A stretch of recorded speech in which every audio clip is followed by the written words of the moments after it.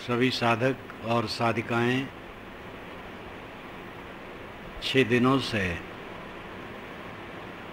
अभ्यास करते रहे, विचार सुनते रहे, सब विचारवान हैं, सब में वो बात है, उसी का परिमार्जन अनुमार्जन करना है और चित्त को शुद्ध रखना है।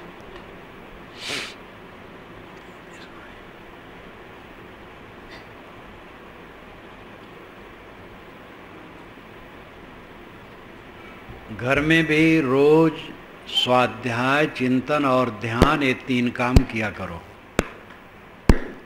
ज्ञान के ग्रंथों को समय निकालकर पढ़ो और संसार की वास्तविकता को सोचो और ध्यान करो।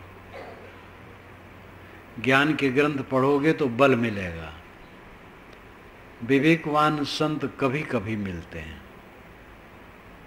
और मिलते भी हैं तो उनसे विचार सुनने का अवसर थोड़ा मिलता है। मुझे याद है एक बार यहाँ पर एक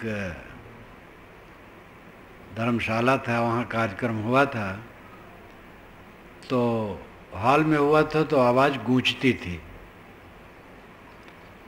तो लोग कम समझ पाते थे। तो बाबू भाई ने कहा कि साल भर में 3 दिन का समय मिलता है। 3 दिन का मतलब 3 घंटा, साहब का समय 3 घंटा मिलता है कुल, तो 1 घंटा तो खो गया। हाल गूंजता रहा और लोग कम समझ पाए। तो दूसरे तीसरे दिन के लिए उन्होंने छत पर सब मित्र मिल करके विचार किए और ऊपर लगवाए शामियाना, तो वहाँ हुआ। तो ये बात बहुत मार्के की थी कि साल भर में 3 घंटे हमें मिलते हैं, तो संत कोई मिले भी तो उनसे विचार सुनने का अवसर थोड़ा समय मिलेगा, लेकिन ज्ञान के ग्रंथ उनके प्रतिनिधि हैं। अपने घर रखो और सुनो, पढ़ो। सुनने की भी साधन आजकल विज्ञान ने दे दिया है, सीडी कैसेट से विचार सुनो। और सत्संग से, ग्रंथ से, प्रवचन से ज्ञान की बात सुनोगे तो खुराक मिलेगी, तो चिंतन आएगा। वास्तविकता को सोचना चिंतन कहलाता है। एक होता है मनोविलास और एक होता है चिंतन। मनोविलास तो एक पागलखाने की बात, शरीर की जवानी की कल्पना करना, सुंदरता की कल्पना करना, धन वैभव की कल्पना करना, स्त्री है तो पुरुष की और पुरुष है तो स्त्री की कल्पना करना, राजकाज की कल्पना करना, बेतहासा पागलपन, वो मनोविलास है जो नरक का द्वार है। चिंतन का अर्थ है जो जैसे है उसको वैसे सोचना। शरीर क्षणभंगुर है, शरीर टट्टी पेशाब की टोकरी है, रोगों का घर है, उद्वेगों का घर है। भूख प्यास, शीत धूप, ठंडी गर्मी, सब इसमें सहने पड़ते हैं। सब प्राणियों के मन छिन्न भिन्न, बदलने वाले, सारे पदार्थ बदलने वाले, क्षण क्षण सब बदलता। हमारे बाबे दादे सब चले गए, जिनके यह भूई भाड़े हो, जिनकी सारी संपत्ति थी वे चले गए, और उनकी संपत्ति को लेकर के पीछे लड़के लाठी उठाते हैं कि हमारा हक कम हुआ और मिलना चाहिए। आजकल तो लड़कियों का भी हक लग गया है स्वतंत्र भारत में, लेकिन समझदार लड़कियां इस चक्कर में नहीं पड़ती। ससुराल गई तो पति का धन मिला ही, तो माँ बाप से धन छीनने के चक्कर में नहीं पड़ती। और इसीलिए पूरा काल से ये रहा। वेद में भी आता है कि माँ बाप लड़की को विदा कर देते हैं और उसको पूज देते हैं, श्रृंगारित कर देते हैं। अलंकारों में कहा है, धन दे देते हैं दहेज में। जो दहेज में धन दिया जाता है वो लड़की का रहता है, लेकिन लड़के का ससुर गांठ बैठता है। आजकल ससुर ही बात करता है और कहता देखो हमारा लड़का इतना पढ़ाया गया है, और समझ सकते हो मतलब जितना पढ़ाई में लगा है चक्रवृद्धि के दर से ब्याज सहित आपसे वसूलना है, और सब पैसा ससुर रखता है। ससुर को खर्च भी करना पड़ता है। दहेज लड़की का है तो पिता माता लड़की को दे देते हैं जो बन सकता है, और फिर अपने पति के पास उसका धन ही है, उसका भी। आजकल तो लड़कियां कमाती भी हैं, कई लड़कियां ससुराल में जाती वहाँ भी उनकी नौकरी रहती है, पति की नौकरी रहती है, या पति व्यापार करता है या खेती करता है। तो आजकल तो और स्थिति अच्छी हो गई, मजबूत हो गई है। तो माँ बाप के संपत्ति में लड़कियां लेने नहीं आती, जो लड़का है ठीक है उसका है। माँ बाप छोड़ करके चले गए और पीछे आज लड़की लड़के लड़ाई करते हैं उनके लिए, नहीं सोचते हमें भी छोड़ करके जाना है। तो हमारी आंखें तो ऐसी अंधी हैं।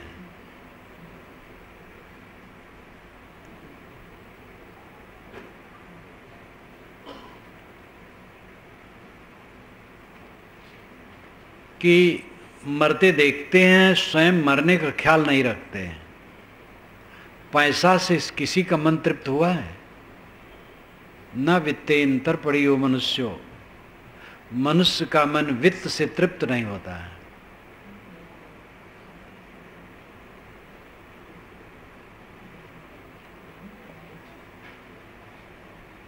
मैं कह रहा था कि पिता माता मर गए तो बच्चे कलह करते हैं धन के लिए, ये नहीं सोचते हमें भी मरना है। खा रहे हैं, जी रहे हैं, सब हो रहा है, कोई कमी नहीं है, लेकिन तृष्णा ऐसी है कि और मिलना चाहिए, और मिलना चाहिए, और मिलना चाहिए, और यही कलह करता और आदर्श खराब करता है। ऐसा कलह करके कुछ लड़के और लड़की भले कुछ धन पा जाएं, लेकिन उनका आदर्श समाज में नष्ट हो जाता है, कुछ नहीं रहता। और जो निष्काम होते हैं, निर्माण होते हैं, संतोष रखते अपनी कमाई पर, उनकी इज्जत रहती है, वो भी स्वयं अंदर से संतुष्ट रहते हैं। तो चिंतन का अर्थ है वास्तविकता को देखना। कुछ नहीं रहेगा मेरा, मेरे माँ बाप का कुछ नहीं रहा, मेरा कैसे रहेगा? आप लोगों में से कितने पिता पितामहों के शरीर छूट गए होंगे? सबका छूटता है, ऐसे मेरा भी छूटेगा।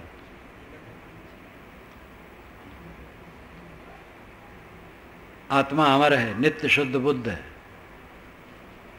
आत्मा का धन केवल आत्मा है। मेरा परम धन आत्मा है। परम धाम आत्म स्थित है। आनंद भवन, सुख सागर, वैकुंठ धाम, मोक्ष धाम मेरी आत्म स्थित है, मेरी शांति है।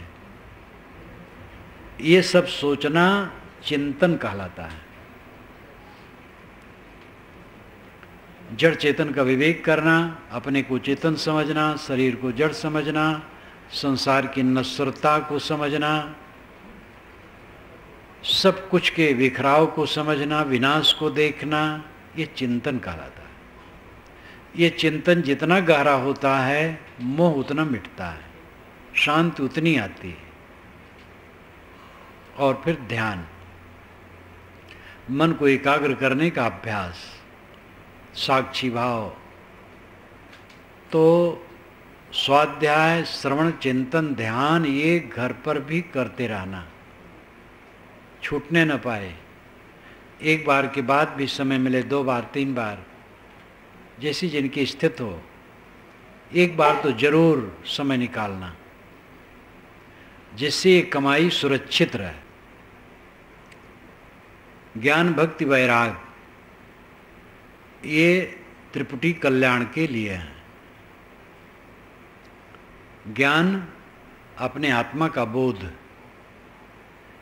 वैराग्य सांसारिक पदार्थों के प्रति अनासक्ति,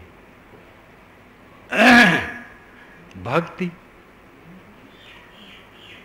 जहाँ से ये बोध हो वहाँ के प्रति श्रद्धा, और अंत में अपने आत्मा में श्रद्धा।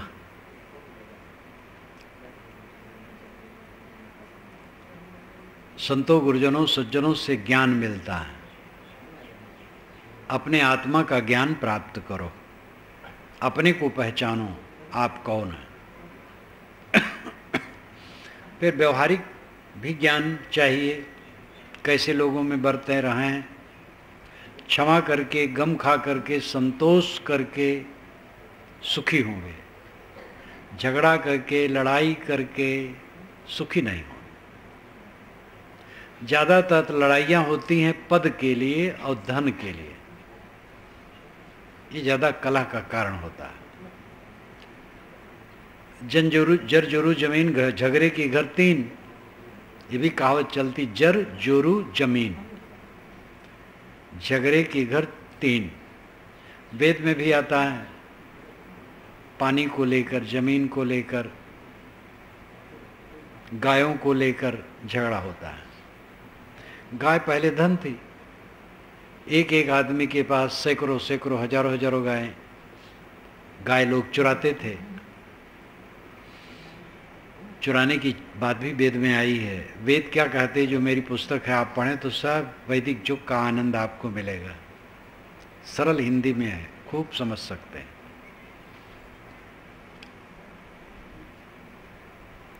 तो झगड़ा होता है दुनिया के प्रलोभन को लेकर। विवेक से रहो। मैंने अभी कहा, धन से तृप्ति किसी को होगी नहीं। जितना धन है बहुत है। धन के लिए ऐसा काम न करो जिससे आपकी इज्जत घटे, परिवार में कलह हो, माँ बाप को असंतोष हो, भाई को असंतोष हो, लोग देखें और थूकें कि कैसे तुच्छ हैं। ऐसा ना हो। कमाते हो, खाते हो, बहुत है, क्यों तृष्णा में हो, क्यों नाजायज सोचते हो, क्यों नाजायज करते हो। धन के लिए कोई गलत विचार न करो, पद के लिए कोई विचार न करो। पद आता जाता है, घर के मालिक बनने की भी चेष्टा न करो। अगर करना पड़े सेवा तो अपने को सेवक मानो, और घर के मालिक हो तो पैसा प्राइवेट मत करो। घर की संपत्ति है, पैसा सार्वजनिक सेवा में लगना चाहिए, आपके व्यक्तिगत में केवल नहीं। समता से सुख है, धन जन है, ये ध्यान दो। धन जन है। व्यवहार और अध्यात्म दो क्षेत्र है। व्यवहार में धन जन है और अध्यात्म में मन धन है। व्यवहार में धन क्या है? जन। और परमार्थ में धन क्या है? मन।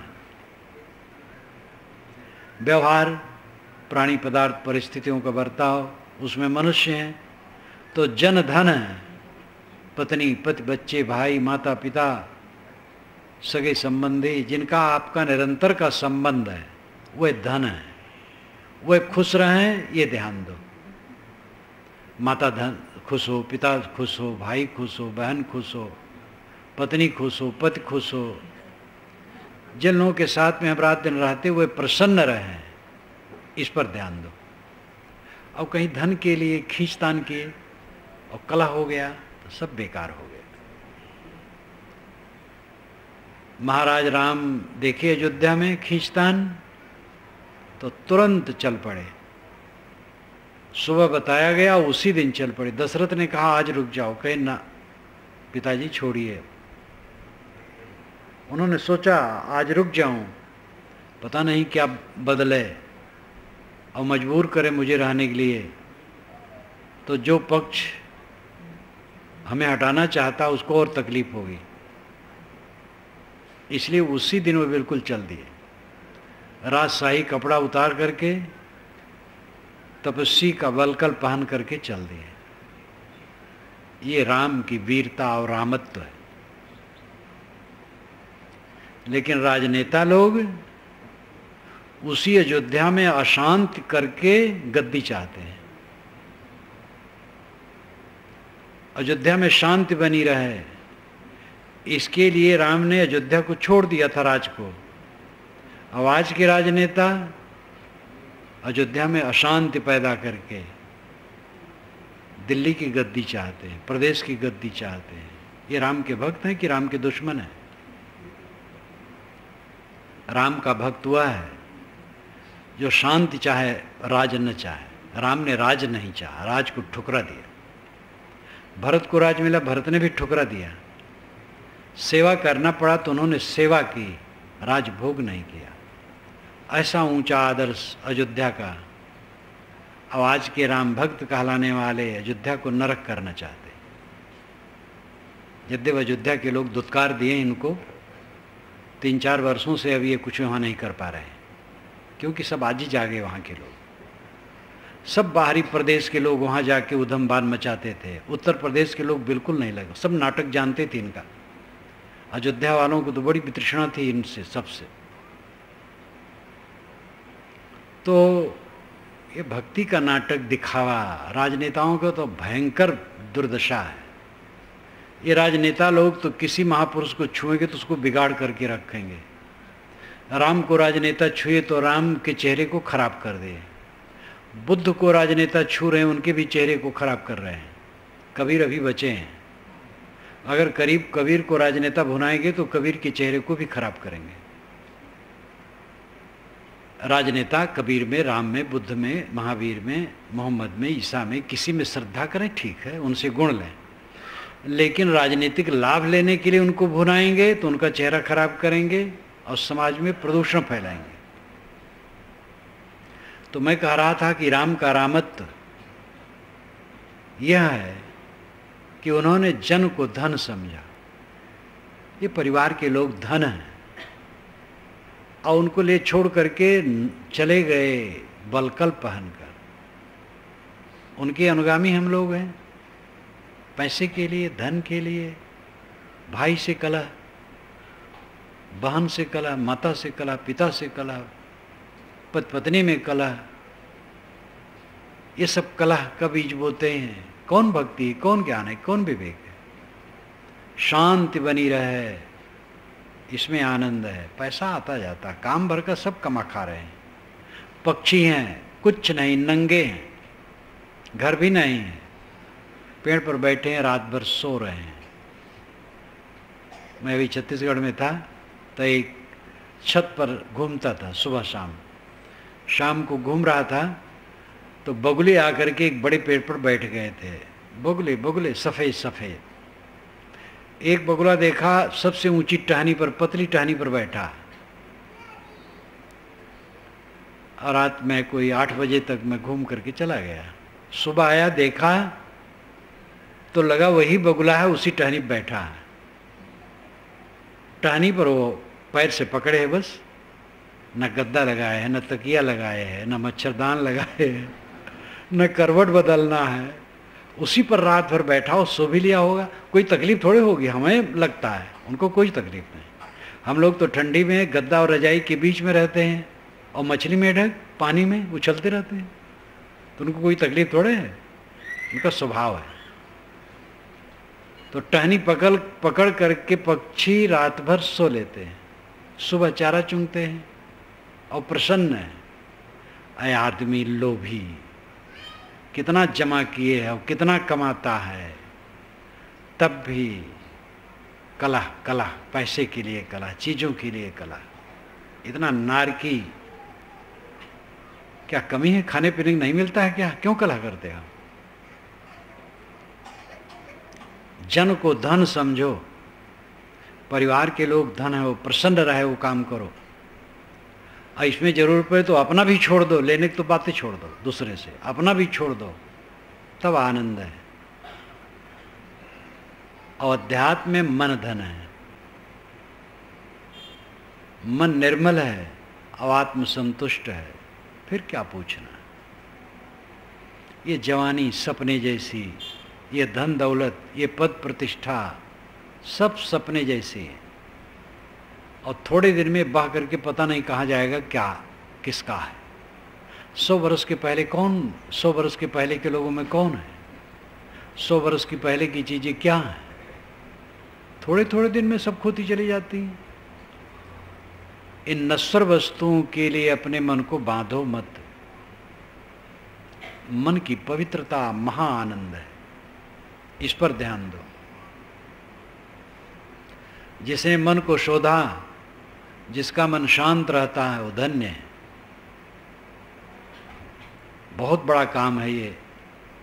साधक घबरा भी जाता है कि मन को ठहराओ तो भागता है, और जिसको सोचो कि ये न सोचे वही सोचने में आता है, और जिसके लिए होता है मन सोचे वो नहीं सोचने में आता है, क्योंकि आदत बिगड़ी है।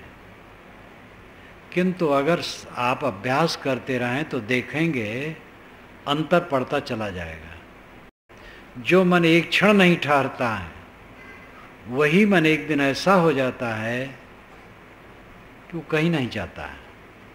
साधक जब ऑर्डर देता है मन को, शांत हो जाता है, संकल्प रहित, मस्त, संकल्प विहीन हो जाता है। बैठा लेटा, मन पर ध्यान दिया, मन शांत। ऐसी शक्ति प्राप्त करो। मन को ऑर्डर दो, चुप हो जाओ, चुप हो जाए। ये महान शक्ति मनुष्य की है। परमानंद, स्वर्ग सुख, मोक्ष सुख इसी में है। ये काल्पनिक बात मैं नहीं कहता हूँ, बढ़ा चढ़ा के नहीं कहता हूँ, अनुभव की बात कहता हूँ। आप भी अनुभव कर सकते हैं। अभ्यास करोगे कुछ समय के लिए तो हो जाएगा, तो वानगी मिल जाएगी। उसे बढ़ाओ, सब समय चित्त को सुबस कर सकते हो। और क्या रहेगा? राग रहेगा कि द्वेष रहेगा? मित्र लोग रहेंगे कि शत्रु लोग रहेंगे? धन दौलत उपलब्धियां रहेंगी? कुछ नहीं रहेगा। एक काया भी नहीं रहेगी। तब क्या रहेगा? किस लिए चिपक करके अपने को खराब करते हो? असली काम करो, मन को निर्मल करना। गांठ न बांधो किसी से, बैर न बांधो, मोह न बांधो। न कोई अपना है न पराया है। व्यवहार अपने पराई के लिए थोड़ा है, और सब तमाशा है, सब दिखावा है। इसलिए अपने मन को अनासक्त रखो और मन को पवित्र करो। शुद्ध मन, समाहित मन, शांत मन परम धन है, और व्यवहार में जन धन है। जो लोग साथ में हैं वो खुश रहें, बस बहुत है। पैसा वैसा तो आता जाता रहता है। हमारे भाई के पास ज़्यादा पैसा रहे ठीक है, हमें कम रहे कोई हर्ज नहीं। जो सहज हक हकूक हमें मिल जाएगा बहुत है, और उसके लिए कलह नहीं। प्रेम से जियो। तो ज्ञान, व्यवहारिक ज्ञान भी होना चाहिए और आध्यात्मिक ज्ञान भी होना चाहिए। आध्यात्मिक ज्ञान है कि मेरा अपना अस्तित्व आत्मा है, नित्य शुद्ध चैतन्य है, अमर है, सारे विकारों से रहित है, कल्याणमय है। मैंने विकारों को स्वीकार करके अपने को खराब किया है। सारे विकारों को हटा दो, बस शेष स्वयं शिव स्वरूप हो, कल्याण स्वरूप हो, ये बोध होना चाहिए। और फिर प्रपंच से वैराग्य होना चाहिए। वैराग्य का अर्थ घर छोड़ना और कपड़ा बदलना नहीं। जो घर छोड़ करके कपड़ा बदल करके आश्रम में चले गए हैं वह, और जो घर में हैं और गृहस्थ का कपड़ा पहने हुए, दोनों को वैराग करना है। क्योंकि दोनों को संसार से जाना है, और दोनों को बंधन है, दोनों को दुख है। दुख मिटेगा वैराग से, अनासक्ति से। स्त्री पुरुष गृहस्थ विरक्त सबके मन में वैराग की जरूरत है, अनासक्ति की जरूरत है। क्षणिक वस्तुएं छूट जाने वाली हैं, उनमें चिपक करके दुख के सिवा क्या है? और भक्ति, अंतिम बात भक्ति। जहां से ऐसा बोध मिलता है वहां के प्रति श्रद्धा, समर्पण भाव, सेवा भाव, वो है संत गुरु। संत गुरु का पल्ला कभी न छोड़ो। संत गुरु वेश में कहीं नकली भी मिलते हैं तो उसको लेकर के असली से भी तृष्णा होगी तो बड़ी भूल होगी। कंकर है लेकिन कंचन भी है, पत्थर है लेकिन रतन भी है। नग पषाण जग सकल है पारख बिरला को। साहब ने कहा नग और पषाण सब हैं, नग रत्न पषाण पत्थर। साधु मार्ग में किसी को फिसलते देख करके कोई घबराओ मत, फिसलने वाले हैं। लेकिन जो साधु मार्ग में पक्का है उनको नहीं देखते हो, वो तो अधिक है, उनको देखो। कोई फिसल गया फिसल गया, कोई भक्त है भक्ति मार्ग में लगा और फिर गंदे मार्ग में चला गया, तो आपको भक्ति छोड़ने की क्या जरूरत है? चला गया उसकी कमजोरी है।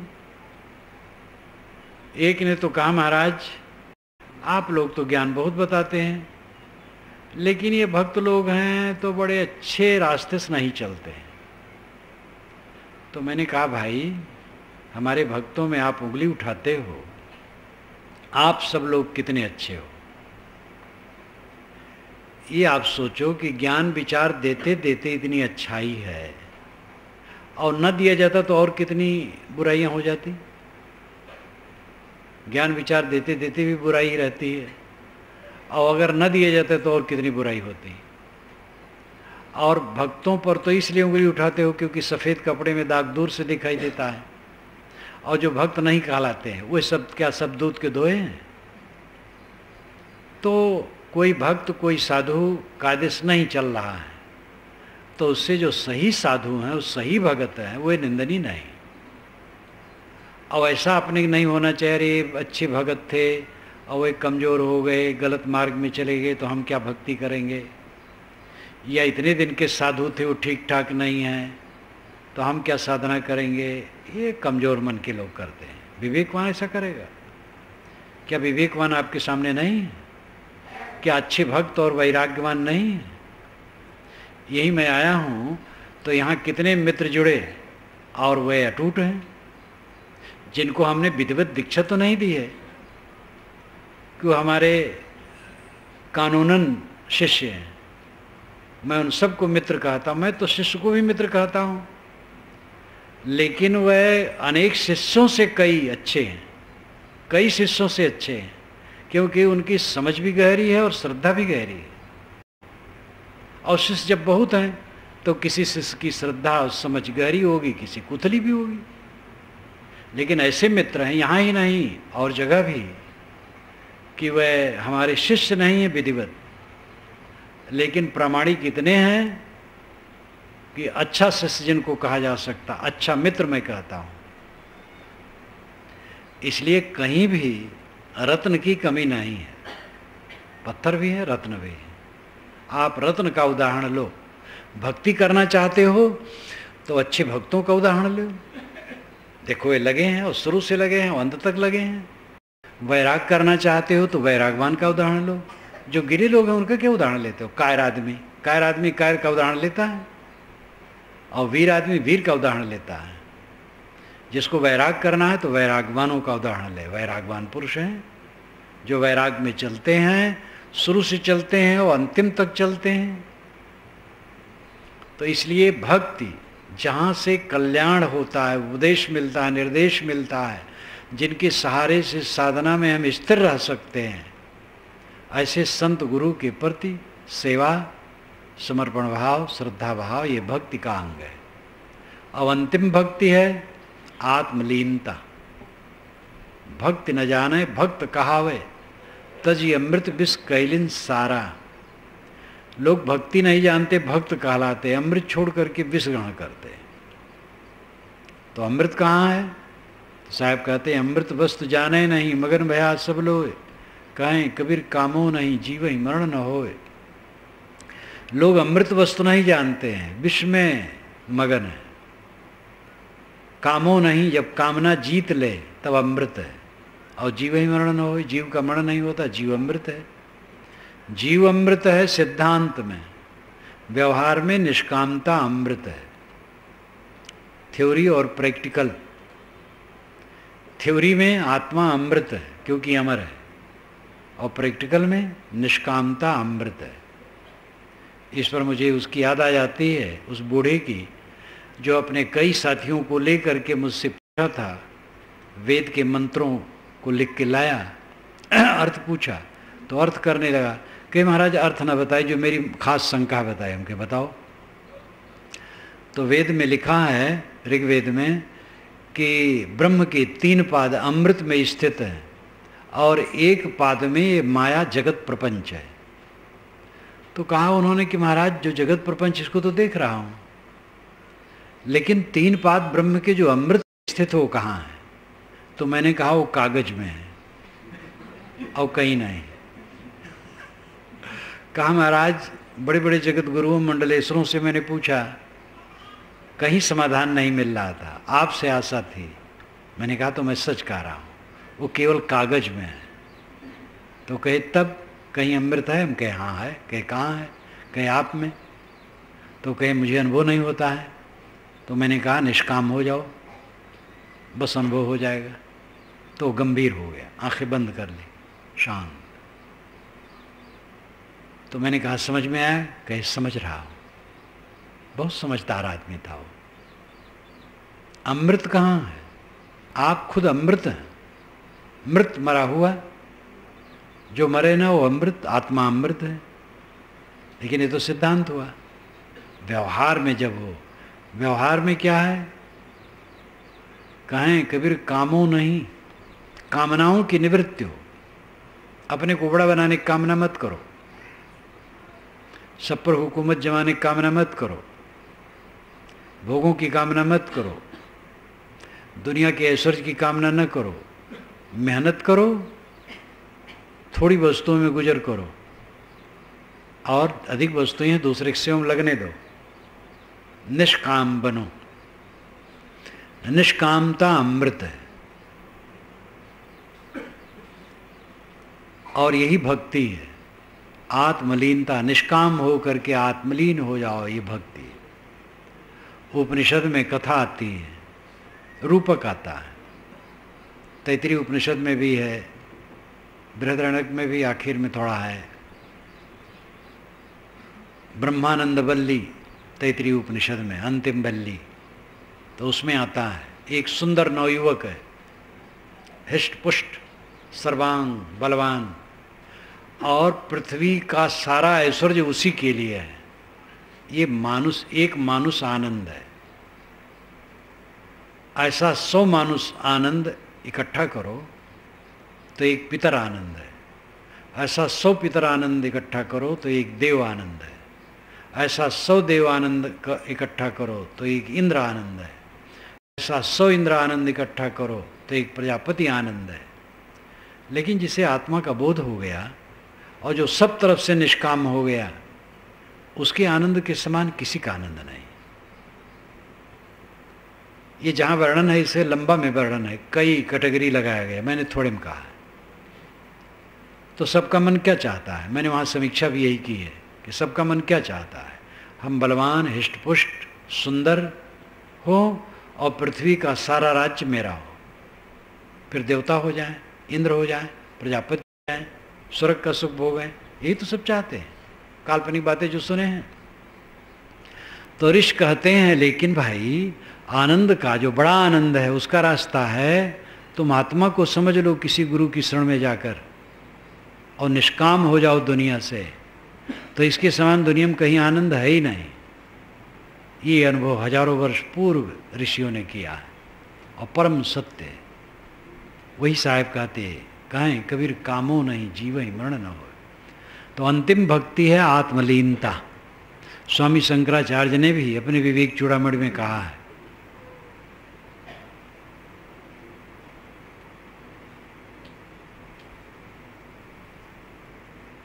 मोक्ष कारण सामग्र्याम भक्तिरेव गरीयसी सुस्वरूपानुसंधानम भक्तिरित विधीयते। मोक्ष के कारण में जितनी सामग्री है सब में भक्ति श्रेष्ठ है। और भक्ति का अर्थ है सुस्वरूपानुसंधानम, सुस्वरूप का अनुसंधान, आत्मचिंतन, आत्मलीनता। जहाँ जो हैं भक्ति ज्ञान वैराग मार्ग में लगे रहें। और वैराग की परिभाषा आपको बता दी। वैराग शब्द से आप लोग ये मत समझ लो साधुओं के लिए है, सबके लिए है। सबको वैराग चाहिए।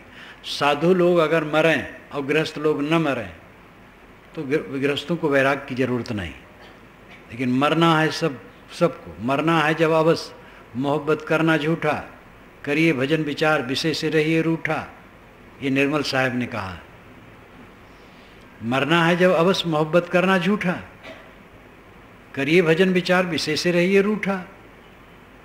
तो गृहस्थ विरक्त स्त्री पुरुष सबको वैराग मन में रखना चाहिए, भक्ति रखना चाहिए, ज्ञान रखना चाहिए, शुभ मार्ग में चल करके इसी जीवन में अपना कल्याण कर लेना चाहिए। आप लोगों को धन्यवाद दे